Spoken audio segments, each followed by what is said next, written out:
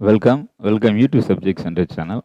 Already இந்த first midterm முதல் பருவத்திற்கு எக்ஸ்பெக்டட் கொஸ்டின்ஸ் என்னென்னு பார்க்கலாம். ஸோ ஒவ்வொரு டிஸ்ட்ரிக்ஸ்லையும் கொஞ்சம் வேரியேஷன் என்பது இருக்குது சிலபஸில். ஸோ ஆக்சுவலாக ஜூன் ஜூலை போர்ஷன் வந்தால் இந்த ஃபஸ்ட்டு மிட்டமுக்கு கவர் பண்ணணும். பட் ஜூன் ஜூலைங்கிறது ஜூனில் தான் நமக்கு 14th தான் ஸ்கூல் ரிவ்யூ போனாச்சு. அதனால் கவர் பண்ணுறதுல கொஞ்சம் சிரமம் இருந்ததுனால அந்த டிஸ்ட்ரிக்ட் லெவலில் பார்த்தீங்கன்னா பெரும்பாலும் ஹிஸ்ட்ரியில் 2 lessons, ஜாகிரபியில் 2 lessons, ஃபிசிக்ஸ் எக்கனாமிக்ஸில் ஒரு லெசன் கவர் பண்ணி சில கொஸ்டின்ஸ் ஃப்ரேம் பண்ணுறாங்க. ஸோ உங்கள் டிஸ்ட்ரிக்ட் லெவலில் என்ன சிலபஸ் சொல்லியிருக்காங்களோ அதை பேஸ் பண்ணி நம்ம ப்ரிப்பேர் ஆகலாம். ஸோ பர்டிகுலர்லி எனிவே பார்த்தீங்கன்னா நீங்கள் ஜூன் மந்த் சிலபஸ்க்கு கொஞ்சம் இம்பார்ட்டன்ஸ் கொடுத்து படிக்கிறது நல்லது. ஏன்னா ஜூலைலங்கிறது நம்ம கொஞ்சம் சிலபஸ் கவரிங்கில் கொஞ்சம் சிரமம் இருந்திருக்கலாம். ஸோ அந்த வகையில் ஜாகிரபியில் 2 அண்ட் ஹிஸ்ட்ரியில் 2, எக்கனாமிக்ஸில் 1, சிவிக்ஸில் 1 ஒரு 6 லெசனாக கவர் பண்ணி important questions, expected important questions என்னவா இருக்கலாம் அப்படிங்கிறத பற்றி தான் we are going to see. So அதில் அந்த வகையில் 2 மார்க்ஸை பொறுத்தவரையிலும் பார்த்தீங்கன்னா இந்த 6 லெசன் இருக்கக்கூடிய 2 மார்க்ஸ் வந்து பார்த்தீங்கன்னா 40 கொஸ்டின்ஸ் இருக்குது. அதில் முக்கியமாக வந்து நம்ம கொடுத்துருக்கிறது வந்து பார்த்தீங்கன்னா ஒரு 27 கொஸ்டின்ஸ் முக்கியம்னு கொடுத்துருக்குறேன். ஒரு 13 கொஸ்டின்ஸை வேணான்னு ட்ராப் பண்ணியிருக்கிறேன். அது என்னென்னு பார்க்கலாம். 5 மார்க்கை பொறுத்தவரையில் இந்த 6 லெசன் இருக்கக்கூடிய மொத்த கொஸ்டின்ஸ் 21 கொஸ்டின்ஸ் ஆகுது. அதில் ஒரு 7 கொஸ்டின் வேணான்னு ட்ராப் பண்ணியிருக்கிறேன். எத்தனை கொஸ்டின் படித்தா போதும்? ஒரு 14 கொஸ்டின்ஸ் நம்ம படித்தா போதும். ஸோ அந்த வகையில் ஃபஸ்ட் லெசனை பொறுத்தவரையில் ஹிஸ்ட்ரி இருக்கக்கூடிய மொத்தம் 2 மார்க்ஸ் வந்து பார்த்தீங்கன்னா 6 கொஸ்டின்ஸ் ஆகுது. அதில் நான் வந்து ஒரு 4 கொஸ்டின்ஸ் கொடுத்துருக்குறேன். ஃபர்ஸ்ட் கொஸ்டின் வந்து பார்த்தீங்கன்னா how do you assess the importance of Sino Japanese war. இது ஒரு இம்பார்ட்டன்ட் கேள்வி. என்ன கேட்டிங்கன்னா in 1894 Japan forced war on China. So the Japan forcibly fought with China என்று சொல்லலாம். ஸோ ஒரு small country Japan easily defeated China. அதுதான் ஒரு மிகப்பெரிய ஒரு சர்ப்ரைசிங் திங்.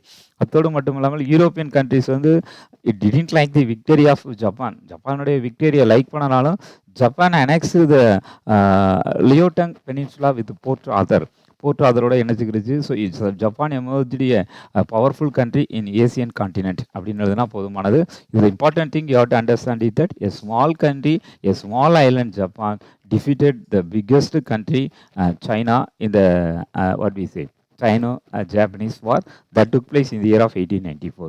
அடுத்த இம்பார்ட்டன்ட் கொஸ்டின் பார்த்தீங்கன்னா நேம் த கண்ட்ரிஸ் இந்த ட்ரிபிள் என்டென்ட்டில் உள்ள கண்ட்ரிஸ் என்னன்னு கேட்டிருக்காங்க. You can easily write 1 by 1.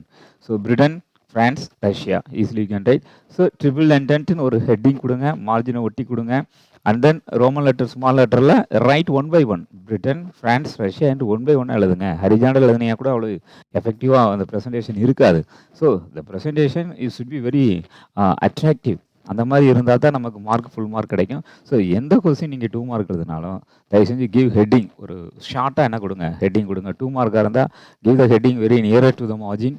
ஒருவேளை 5 மார்க்காக இருந்தால் give the heading in the middle. Okay.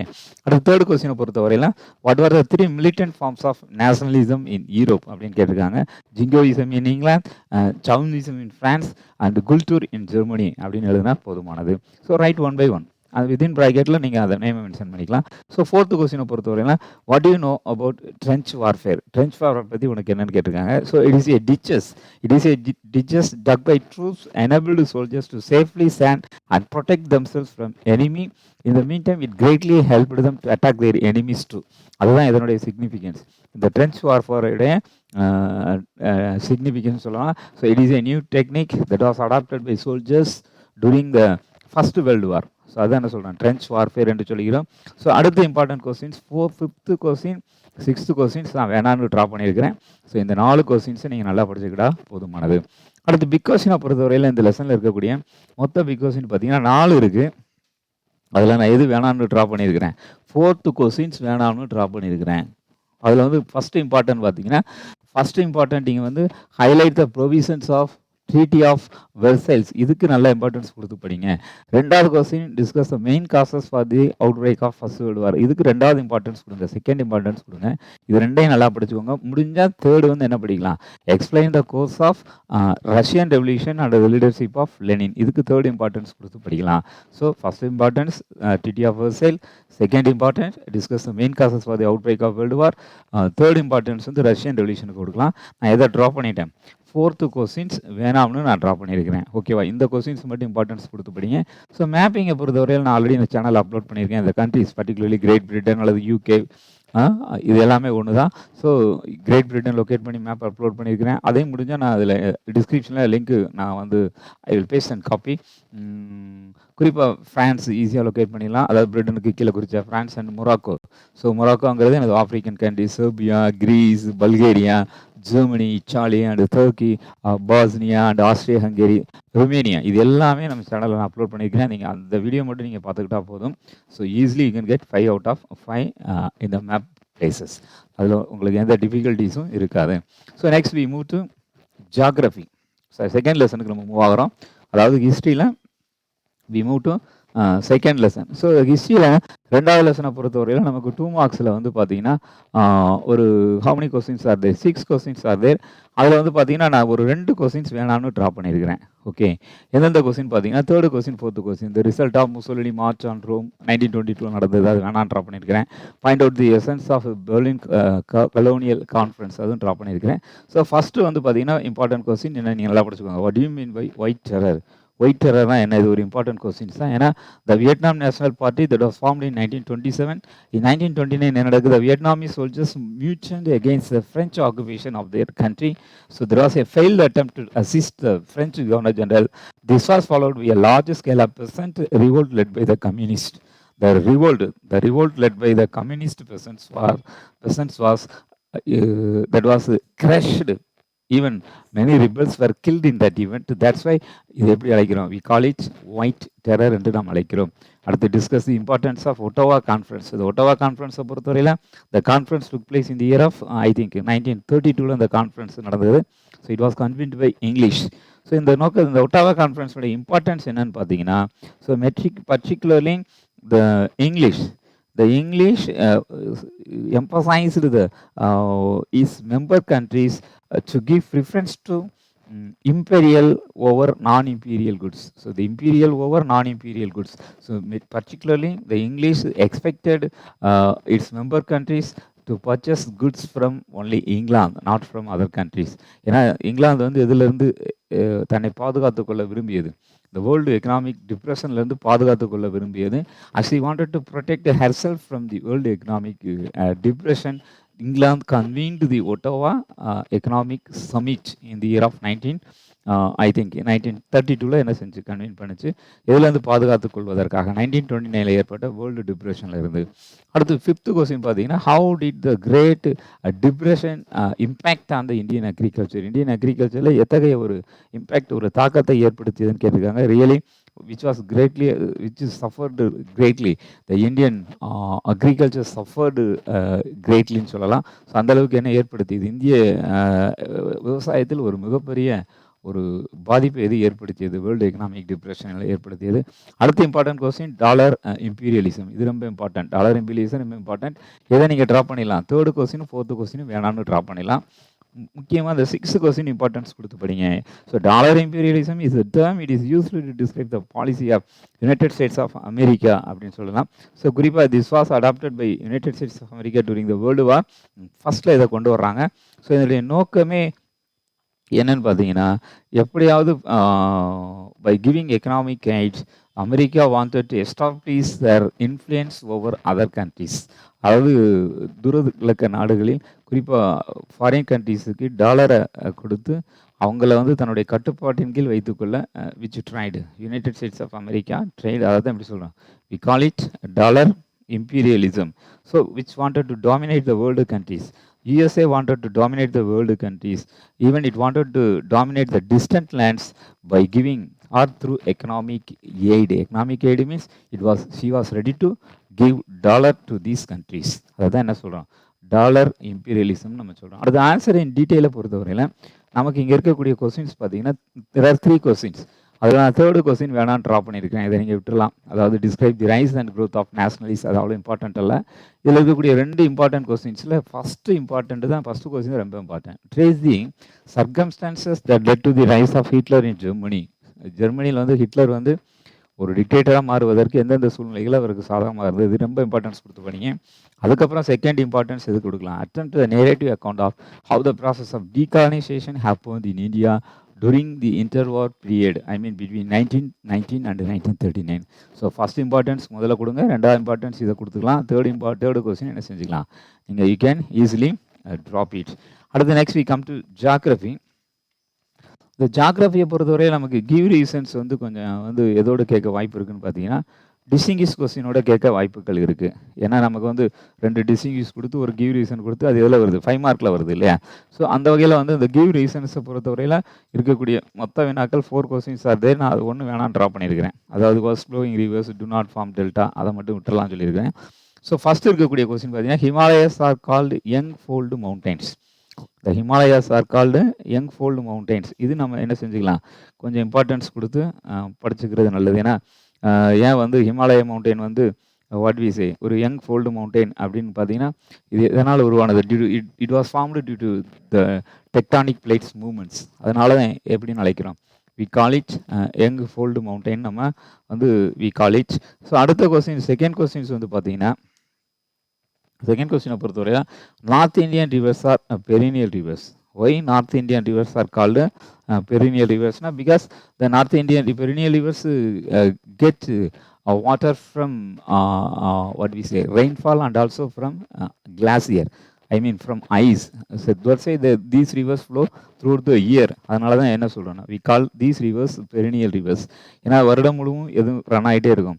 இந்த பெரினியல் ரிவர்ஸ் என்பது ரன் ஆகிட்டே இருக்குது. ஏன்னா 2 இதுலேருந்து அது வந்து இட் கெட்ஸ் வாட்டர், ரெயின்ஃபால்லேருந்து அதுக்கு வாட்டர் கிடைக்கும். அதே நேரத்தில் வந்து பார்த்தீங்கன்னா வாட் வி சே கிளாசியர் என்று சொல்லப்படக்கூடிய ஐஸ் மெல்ட்டிங் ஆகுறதுனாலையும் அதுலேருந்து என்ன ஃபார்ம் ஆகுது, கிளாசியர் ஃபார்ம் ஆகுறதுனால it gets water through the year. அதனால இதுதான் டிஃப்ரென்ஸ். அடுத்து south Indian rivers are east flowing because Deccan plateau slopes towards east. இது டெக்கான் பிளாட்டியூ எதை நோக்கி சரிந்திருக்கிறது, கிழக்கு நோக்கி சரிந்திருக்கிறதுனால வெஸ்டர்ன் காட்ஸில் ஃபார்ம் ஆகக்கூடிய அஜினேட்டக்கூடிய எல்லா ரிவர்ஸும் தே ஃப்ளோ டுவர்ட்ஸ் ஈஸ்ட் அப்படிங்கிறது தான் ரீசன். ஸோ அதனால் த western coastal plane is very நேரோ. So the South Indian, that's why it is said that the South Indian rivers are east flowing. The reason is that which is sloping towards east. Deccan Plateau is sloping towards east. அடுத்த distinguish questions பொறுத்தவரையில் importance வந்து நீங்கள் ஒரு 3 questions ஆகுது. First கொஸ்டினை வேணாம் drop பண்ணியிருக்கேன். நீங்கள் வெஸ்டர்ன் காட்ஸ் ஈஸ்டர்ன் காட்ஸ் நல்லா படிச்சுக்கோங்க. Western coastal plain eastern coastal plain நல்லா படிச்சுக்கோங்க. வெஸ்டர்ன் காட்ஸ் தான் western Ghats form western edge of the peninsula plateau. The eastern Ghats run from southwest to northeast. The western Ghats run parallel to Arabian Sea. The eastern Ghats run parallel to Bay of Bengal. So the western Ghats are continuous range, but the eastern Ghats are not continuous range. Western Ghats are the highest peak is Animudi. In eastern Ghats, the highest peak is Mahendragiri. இதோட என்ன சேர்த்து கேட்பாங்க, ஒரு give reason question வந்து 5 மார்க்கில் கேட்க வாய்ப்பு இருக்கு. அடுத்து as far as this lesson is concerned 2 மார்க்கை பார்க்கலாம். Name the neighbouring countries. இதை கொஞ்சம் நல்லா பார்த்துக்கோங்க. இது எழுதும்போது பாகிஸ்தான், பூட்டான், ஆப்கானிஸ்தான், பங்களாதேஷ், சைனா, ஸ்ரீலங்கான்னு எழுதும்போது you write 1 by 1 neighbouring countries title கொடுங்க. You write 1 by 1 by giving the points number in Roman letter small. Roman letter ஸ்மாலில் கொடுத்து எழுதுனா பார்க்குறதுக்கு அழகாக இருக்கும். அது மாதிரி give the importance of IST. So இந்த ஐஎஸ்சியினுடைய இம்பார்ட்டன்ஸு எதை பேஸ் பண்ணி நம்ம கால்குலேட் பண்ணுறோம், it is based on Allahabad. So Allahabad எடுத்து அந்த லாங்கிடியூடை பேஸ் பண்ணி தான் which is calculated. Indian standard time is calculated. ஏன்னு கேட்டிங்கன்னா in order to avoid the time differences in India which is considered as a prime meridian. The 82 degree and 30 minutes longitude is treated as a prime meridian based on which in India which is calculated. The standard time of India is calculated. அடுத்து write a short note on Deccan Plateau is very important.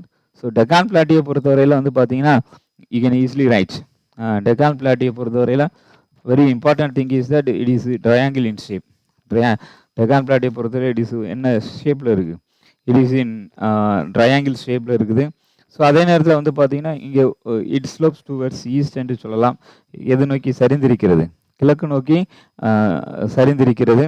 So அதே நேரத்தில் வந்து பார்த்தீங்கன்னா it is bounded by Western Ghats in the west and Eastern Ghats in the east and Satpura range in the north நம்ம எழுதலாம். So the highest it slopes from west to ஈஸ்ட்னு எழுதலாம். The area of this plateau is about 7 lakh square kilometer அப்படின்னு எழுதுனா போதுமானது. அதுக்கப்புறம் state the following state the west flowing rivers கேட்டிருக்காங்க. So it is not flowing, following கொடுத்துட்டாங்க. So it is wrong. So spelling மிஸ்டேக்காக இருக்குது. Flowing so FLOWING மாற்றிக்கோங்க.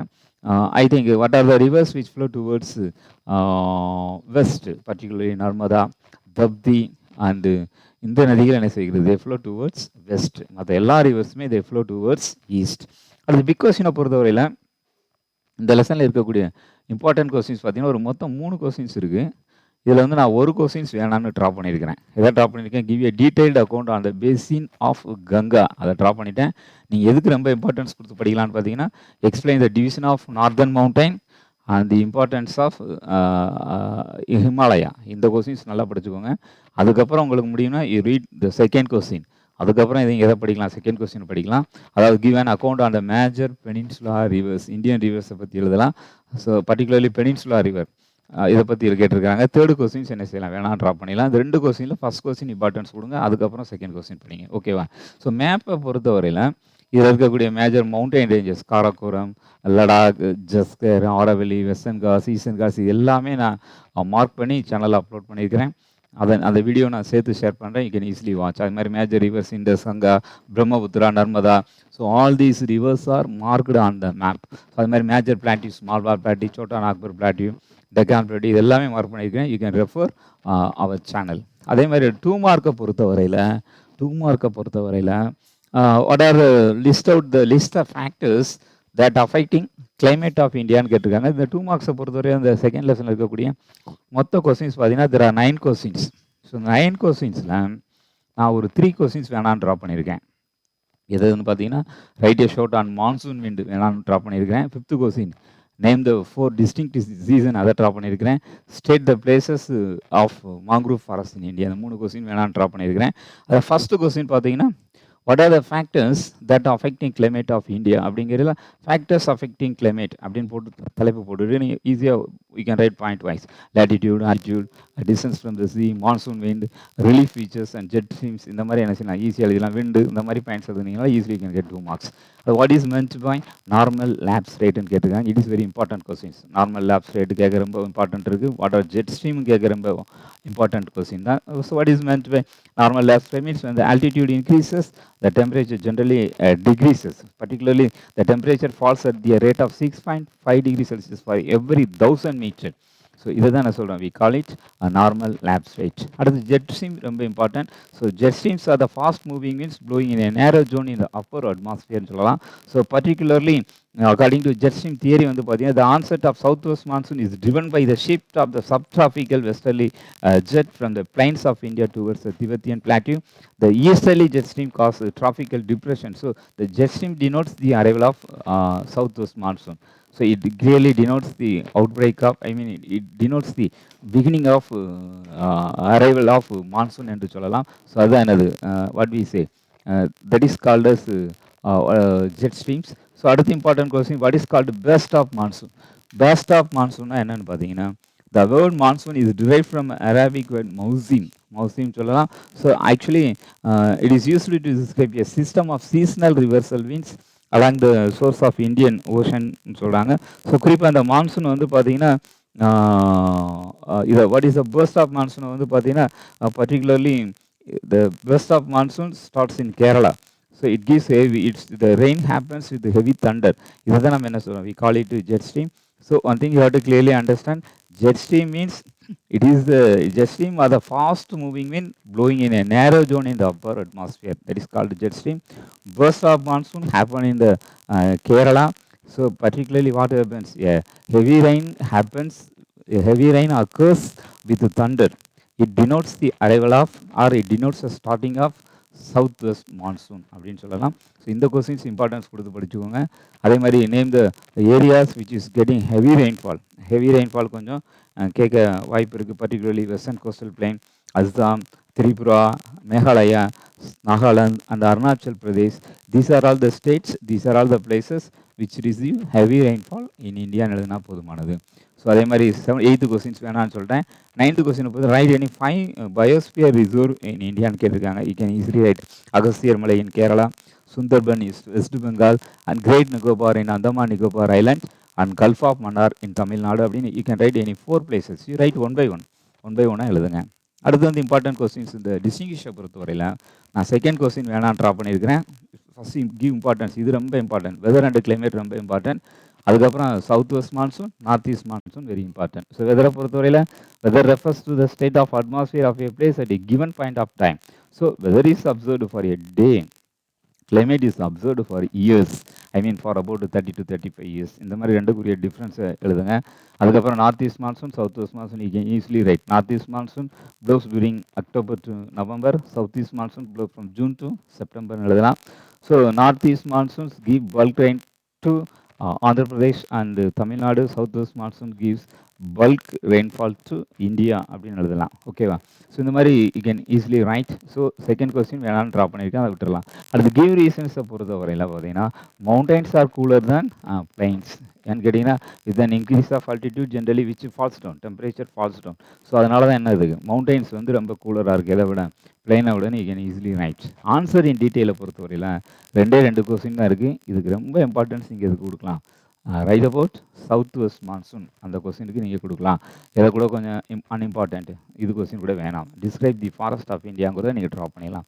So மேப்பை பொறுத்தவரையிலே இந்த 6 பிளேசஸ் இதை நான் மேப் சேனலில் அப்லோட் பண்ணியிருக்கேன். Direction of south west monsoon, அதாவது what we said it has 2 branches, bay of Bengal branch and Arabian sea branches, ரெண்டையும் மார்க் பண்ணி கொண்டு போகணும். North east monsoon has a single branch because it is also called a retreating monsoon. இங்கேருந்து போகக்கூடிய south west monsoon தான் என்னவோ return ஆகுது, north east மான்சூனாக return ஆகுது. ஓகேவா? அது மாதிரி ஏரியாஸ் ஆஃப் ஹெவி ரெயின்ஃபால், இப்போ இது ஜஸ்ட் பார்த்தோம், மேகாலயா, அருணாச்சல் பிரதேஷ், அஸ்ஸாம், இந்த ரீஜனில் என்னது it receives heavy rainfall. Particularly அடுத்து மவுண்டைன் ஃபாரஸ்ட் எங்கே இருக்குன்னு பார்த்தீங்கன்னா you can locate in Jammu and Kashmir. அது மேப்பில் லொக்கேட் பண்ணி காமிச்சிருக்கேன். அது மாதிரி Panna biosphere reserve is located in Madhya Pradesh. So just dot பண்ணி என்ன செய்யலாம், பன்னாவை மார்க் பண்ணி பயோஸ்பியர் ரிசர்வ் மேப்பில் லொக்கேட் பண்ணி காமிச்சிருக்கேன். நீங்கள் அந்த வீடியோ பார்த்தாலே போதுமானது. அதே மாதிரி அகஸ்தியர் பயோஸ்பியர் ரிசர்வ் எங்கே இருக்குது, இஸ் லொக்கேட்டட் இன் கேரளா. அடுத்து சிவிக்ஸுக்கு மூவ் ஆகிறோம்.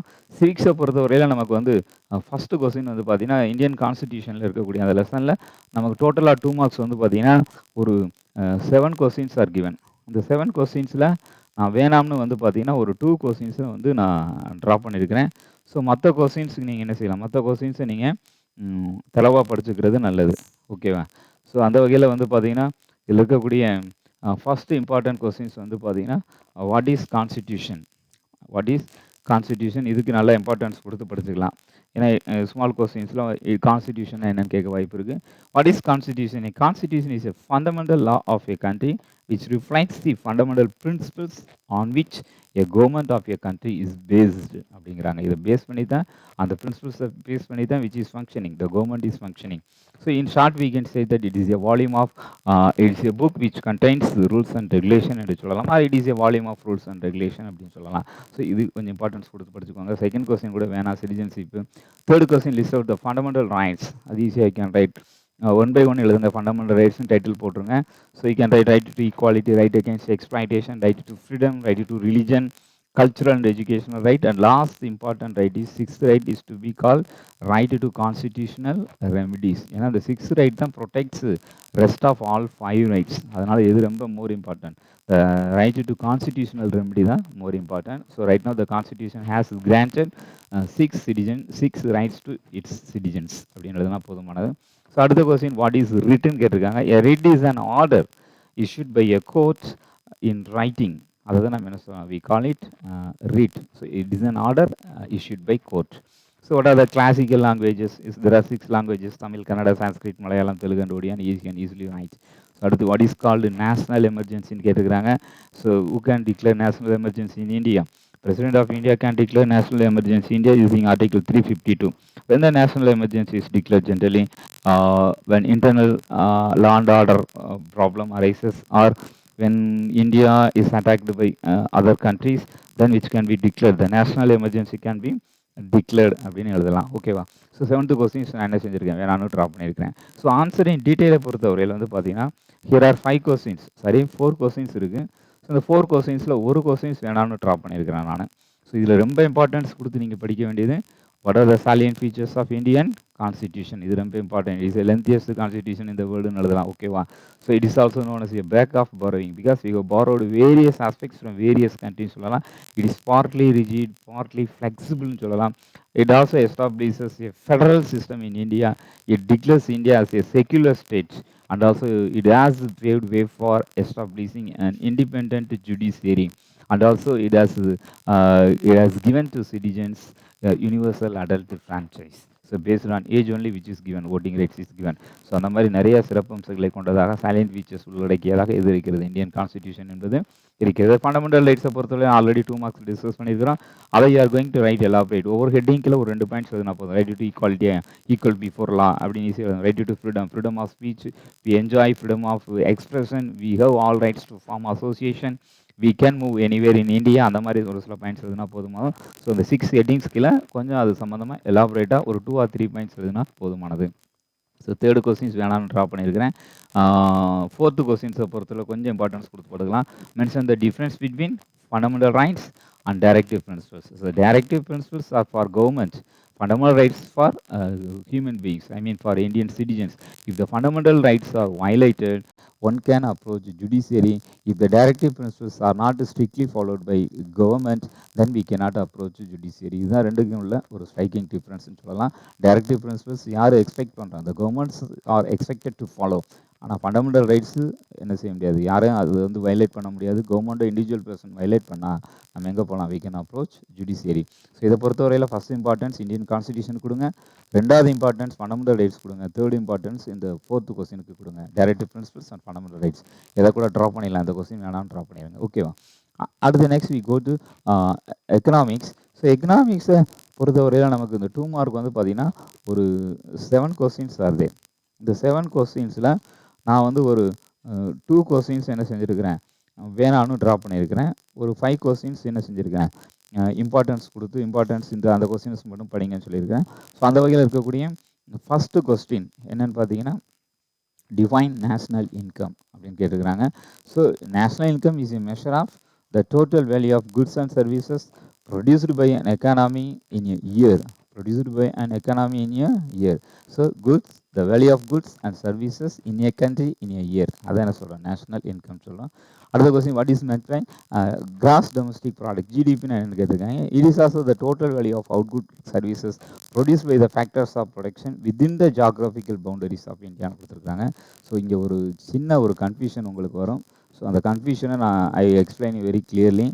இது வந்து ஜிஎன்பி, ஓகே, நேஷ்னல் இன்கம்னா. இது வந்து பார்த்தீங்கன்னா ஜிடிபிங்கிறாங்க.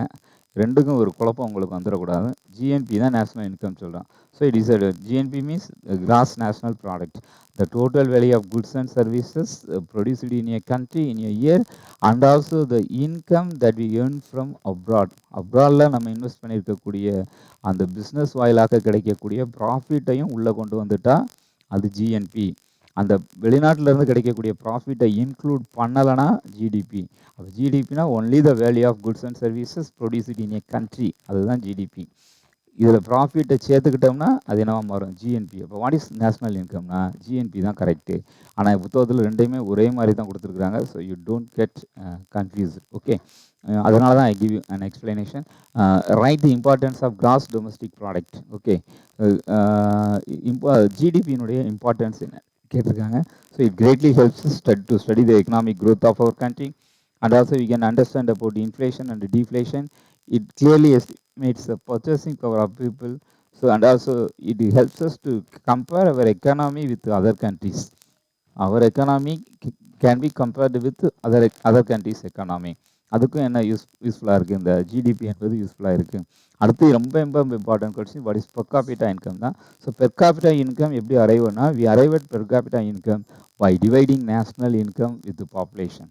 நேஷ்னல் இன்கம்மை எதால் டிவைட் பண்ணுறோம், பாப்புலேஷனால் டிவைட் பண்ணிட்டா we arrive at per capita income. So இதை பொறுத்தவரையில் நேஷ்னல் இன்கம் நல்லா படிச்சுக்கோங்க, ஜிடிபி நல்லா படிச்சுக்கோங்க, ஜிடிபியினுடைய இம்பார்ட்டன்ஸ் நல்லா படிச்சுக்கோங்க, பெர் கேபிட்டா இன்கம் நல்லா படிச்சுக்கோங்க. ஓகேவா? ஸோ அடுத்து வந்து define the value added approach, அதாவது production method calculating national income in production method தான் அது வேல்யூ ஆடிங் மெத்தடுன்னு சொல்லலாம். ஸோ இது கொஞ்சம் வேல்யூ ஆடிங் அப்ரோச் நல்லா பார்த்துக்கோங்க. So just example value added மெத்தட்னா, if we add the value of all the intermediate commodities, we can arrive at the value of finished commodities. அதை தான் என்ன சொல்கிறோம்,